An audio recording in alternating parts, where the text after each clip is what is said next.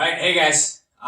We're going to be talking about two concepts, and I'm going to see if I can't explain it to you in 5 minutes or so.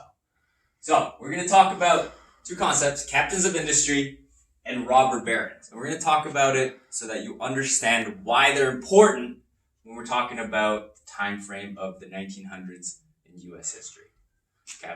So, captains of industry, when we're talking about captains of industry, we're talking about people who've amassed a lot of wealth. So people who got ridiculously rich, okay?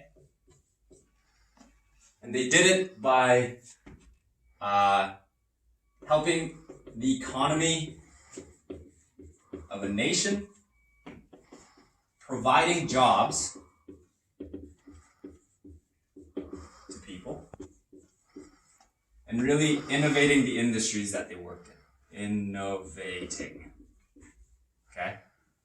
When we're talking about robber barons, we're talking about people who have made, again, ridiculous amounts of money.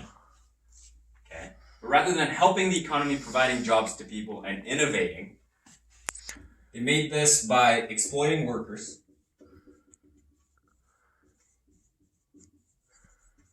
as well as exploiting the natural resources.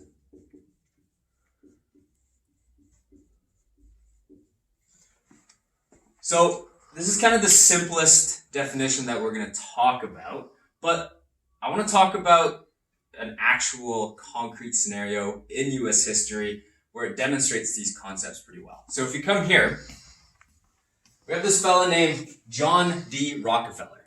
Okay, this guy was born in 1839 and died in 1937. This guy lived to be almost 100 years old back in the 1800s. Okay, that's how rich he was. I think by the end, he was worth 400 billion. And this is back in the 1900s. This guy was worth 400 billion. Okay, and he did this by his company Standard Oil. Okay, that was this company that he made all the money with. So we have this very, very rich guy worth $400 billion. He controlled 90% of U.S. oil at some point with his company. So let's try and figure out if this guy is considered a captain of industry or a robber baron. So some of the positives that he put into the U.S. economy is that, first off, he innovated how oil was used.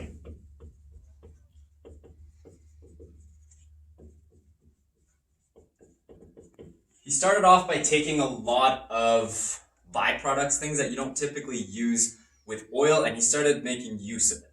Okay? He also created possibly millions of jobs. And he contributed to the railroad system that we see in the U.S. today. Okay? And he also had a very large foundation. He was a philanthropist, meaning that he donated I think it was up to $500 million. Okay? $500 million to causes that were based in education, religion, and science. Okay?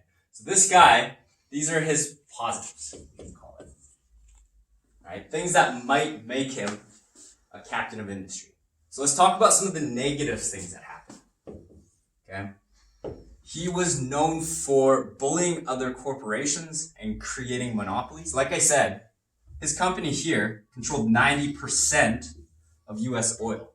Okay? That is pretty much a monopoly. So he bullied other corporations.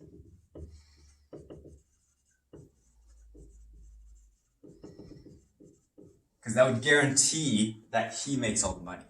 Okay? Another thing he did was he did not believe in workers' rights in any way. So one of the extreme cases that we see in history is he owned a mine in Ludlow, Colorado. And at that point, the miners were striking because he was paying his miners in Rockefeller money. So imagine working at Canadian Tire and your wages come in Canadian Tire dollars. Okay, that's what was happening to these workers. but you weren't stocking shelves in Canadian Tire, okay? You were mining in a hole in the ground, okay? So this is what was happening, and they decided to strike. The government at this time did not protect the rights of unionization, okay, workers coming together. So at this point, Rockefeller, okay, being the rich man he is, he hired a militia to put down the strike. And about a dozen men and children died, and women, at this strike, okay? Let's see. So those are his positives and negatives. There's probably a million more that we can talk about. But when we're talking about the two terms, captains of industry and robber barons, really at the end of the day, John D. Rockefeller falls into both. There's no one way for us to say he fell into one or the other for sure. Because that, at that point, falls under which perspective you're looking at John D. Rockefeller. If you're the rich, okay, and if you're the government,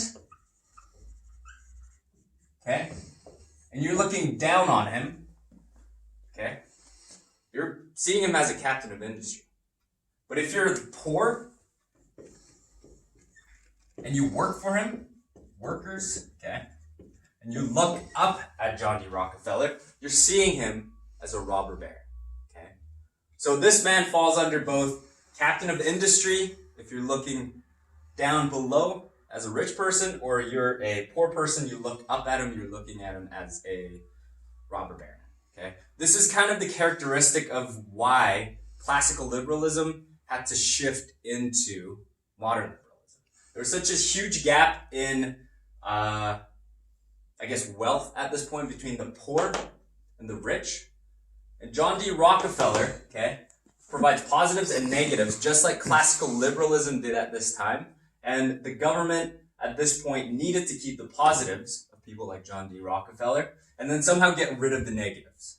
Okay, that was the need for the evolution that needed to happen. And this was a time when the government and different corporations were stepping up and evolving to make those changes.